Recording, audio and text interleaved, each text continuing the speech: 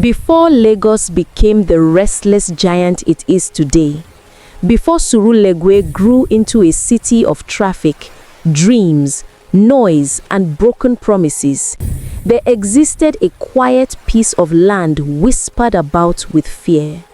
A land where hunters avoided the bush after sunset, where fishermen claimed shadows moved opposite their steps, where women swore they had babies crying beneath the soil. For decades, no one dared to build on it, until a desperate woman arrived, a woman whose single prayer would open the door to something ancient, something hungry, something unforgiving.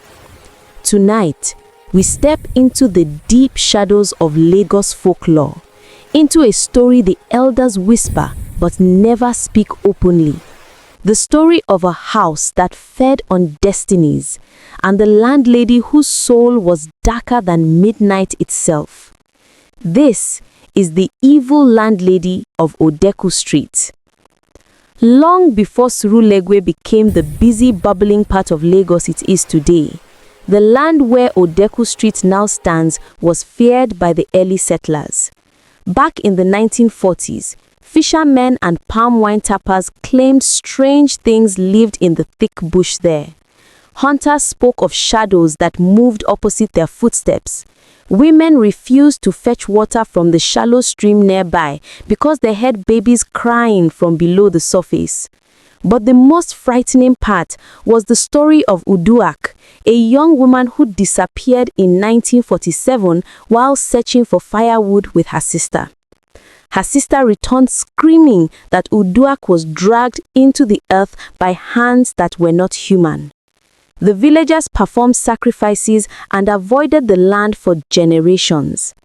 Then, in 1973, a woman named Ogonna bought the land for cheap. Every villager who knew the history shook their heads. But Lagos didn't care about ancient warnings, and Ogonna was determined to build. Ogonna wasn't always feared. She was once a desperate young widow from Abia State, whose husband died suddenly, leaving her with nothing but a suitcase and sorrow. Life pushed her into Lagos with only one prayer: I must survive, even if survival costs me something. She started selling food at Ojuelegba Bridge. She struggled, slept in kiosks, and faced endless hardship. One rainy night, soaked and frustrated, she cried in the open and whispered, God, devil, anybody, abeg, help me. I cannot suffer like this. That night, at 2:13 a.m., something answered. A tall shadow walked towards her under the bridge, a figure with no face, only glowing eyes. Ogonna froze. The creature spoke in a voice that sounded like many people whispering at once. Give me what I want, and I will make you rich beyond your imagination. You want? What do you want? She stammered. It lifted a thin skeletal hand. Lives, destinies, those who sleep under your roof. Ogonna should have run. She should have screamed. But pain, poverty, and hunger can weaken the mind. She whispered, I agree. A cold wind swelled around her, sealing the pact. 3 days later, she bought the cursed land. 3 months later, her house was completed. And from the very first night, the house began to feed. As Lagos grew, the building gained a reputation. At first, no one understood what was happening. Tenants simply came, and their lives fell apart. But by the late 1980s, word spread that something was wrong. People said, no tenant ever prospers. No business succeeds under that roof. No good news enters the gate, and nobody leaves the house better than they came. The rumors grew until the building was feared more than abandoned graveyards. Mama Ogonna aged backward. Her skin tightened. Her hair grew fuller, her eyes sharper, and people noticed. They whispered, what kind of woman looks younger every year? Which cream is she using? church is she attending? No one knew the truth. At midnight every year, Mama Ogonna crept into the basement of the house and fed the shadow that lived there. Sometimes, neighbors heard her chanting. Sometimes, they heard screams. Sometimes, they heard digging. But nobody asked questions because fear is stronger than curiosity. The first recorded disappearance happened in 1986. A young pregnant woman named Ngozi moved into one of the upstairs rooms. She was bright, friendly, and deeply loved. Her husband worked offshore and sent money home regularly. 2 months after she moved in, she vanished. Her door was locked from the inside. Her belongings were intact. Her shoes were by the bed. Her food was in the pot. But Ojuelegba was gone. Mama Ogonna claimed she ran away with a lover. The husband never found her. The police never solved the case, and the house remained silent. But people said they heard her crying at night, especially pregnant women. Over the decades, the house developed strange behaviors.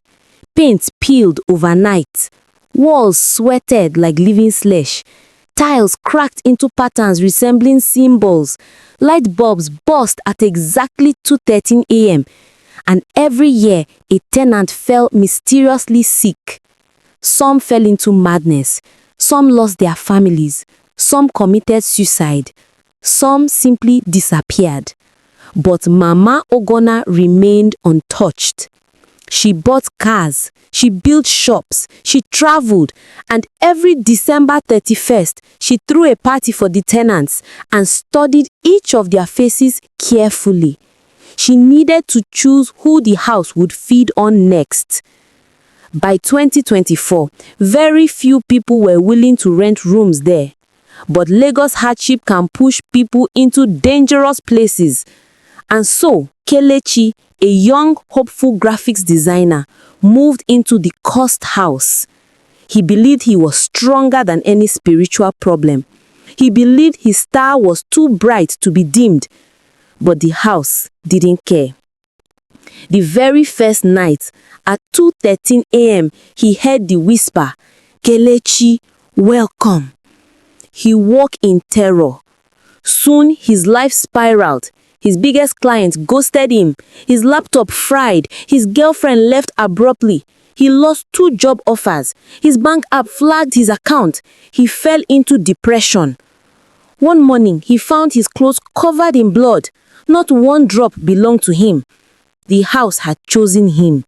Kelechi ran away from number 14, but the house didn't release him completely. Within a week, he suffered a stroke. His destiny was gone. Over the years, the house claimed many lives. Number 1, Bimbo, the tailor. Every dress she sewed was ruined. Customers fought her. Her sewing machine sparked and burned. She ran from the house and moved to Ikorodu, but fell into madness 3 months later. Number 2, Musa, the Okada rider. His bike crashed 3 times. Passengers refused to enter. His wife left him. He became homeless, murmuring about shadows with long fingers. Number 3, the newlyweds. Joy and Samuel moved in believing love would protect them. But within 2 months, Samuel lost his job. Joy suffered a miscarriage. They broke up. Both now live separate lives as strangers. Number 4, the brilliant student, Chika. A first-class engineering student began hearing voices in the walls. He failed exams for the first time. He lost his scholarship. He vanished without a trace before the semester break. The building was a silent predator, and Mama Ogonna watched calmly, feeding the house, feeding herself, feeding the darkness she had invited. In early 2025, Adaora, a quiet but fearless young woman from Anambra, moved into the last vacant room upstairs. She had no idea what happened in the house.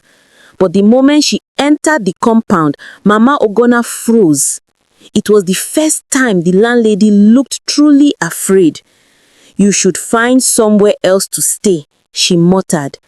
Adaora smiled politely. "I've paid already." The house trembled slightly as she walked inside. That night, the shadows in Adaora's room shifted restlessly.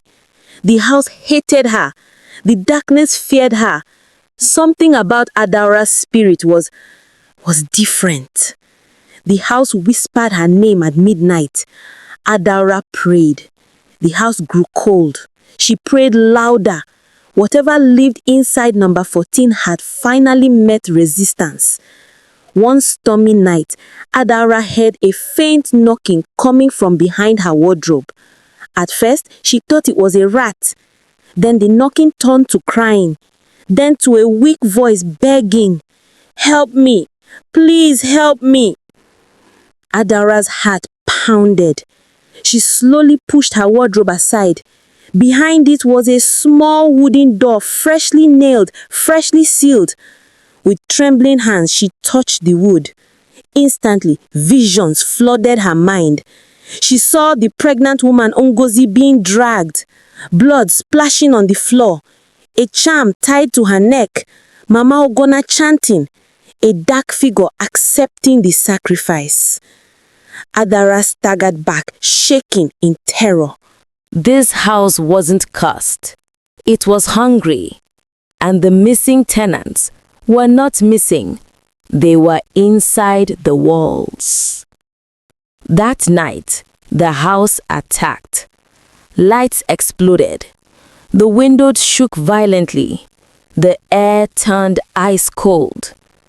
A voice whispered from the ceiling, "Live or die." Adaora prayed harder than she ever had in her life. The house screamed. Suddenly, the door burst open, and there stood Mama Ogonna, no longer pretending to be human. Her legs were bent backward. Her arms were unnaturally long. Her eyes were black pits. Her voice was layered with hundreds of whispers. "You should not have opened that door." Dark shadows poured from her like smoke. They wrapped around Adaora, squeezing her chest, choking her breath. Adaora screamed, "God, deliver me!" The shadows recoiled. Mama Ogonna hissed like a wounded snake. As Adaora prayed, something else awakened. Something buried in the walls. Something that had waited for decades. The hidden door burst open with a thunderous crack, and the spirits of the lost tenants crawled out. Ngozi, still pregnant, the student, the newlyweds, the tailor, the Okada rider, many others long forgotten. Their faces were twisted in pain. Their voices cried out in agony, "Free us! Free us!" They slowly turned toward Mama Ogonna. She stepped back in terror. "No! No! I fed you! I kept the pact!" But the spirits didn't listen. They swarmed her, grabbing her from every side. They dragged her across the floor. She screamed, thrashing violently. Then the ground beneath her cracked open, the mouth of the house she had worshipped. The shadows inside pulled her down. Her final scream echoed through the collapsing building as she disappeared forever. The entire structure roared, shaking like an earthquake. Walls collapsed. Pillars broke. The roof caved in. The house shrieked as it were alive and dying. Adaora was thrown out of her room as the building fell. She crawled across the ground, coughing, crying, praying. The spirits, finally free, vanished into the night. By dawn, number 14 Odeku Street was nothing but rubble. Neighbors rushed out at sunrise and found Adaora unconscious. They pulled her from the debris and called the police. Investigators found human bones, rusty chains, charms, sacrificial carvings, and the remains of missing tenants from decades earlier. The story shook all of Lagos. Newspapers called it the spirit house of Odeku Street, the landlady from hell, the tenants who never returned. But Adaora remained quiet. She knew what really happened. She knew the house wasn't just haunted, it was alive. Today, Odeku Street has moved on. A new fence surrounds the empty plot. Grass grows over the ruins. Children don't play near it. Dogs bark at the boundary, but refuse to cross. Construction companies try to buy the land. Every offer failed. Every attempt to build something new on it ended in mysterious accidents. And sometimes, at exactly 2:13 a.m., people passing by swear they hear a faint voice below the soil. A woman's voice, still crying, still begging, still calling the name of the one person she could not destroy. Adaora. Some stories end with justice. Some end with peace. But some leave behind only whispers. Odeku Street stands silent today, an empty graveyard of destinies, a shadow of what once fed there. But every year, at the exact minute the pact was sealed, a cold wind crosses the abandoned land. Some say it is nothing. Others say it is a warning.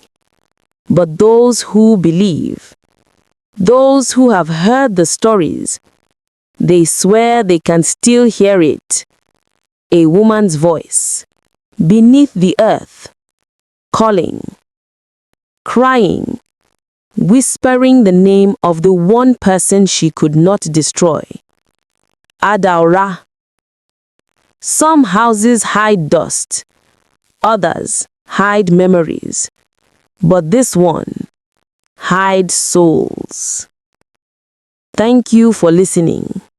If you want more stories from the shadows, remember to like, share, and subscribe, because the next story may be closer than you think.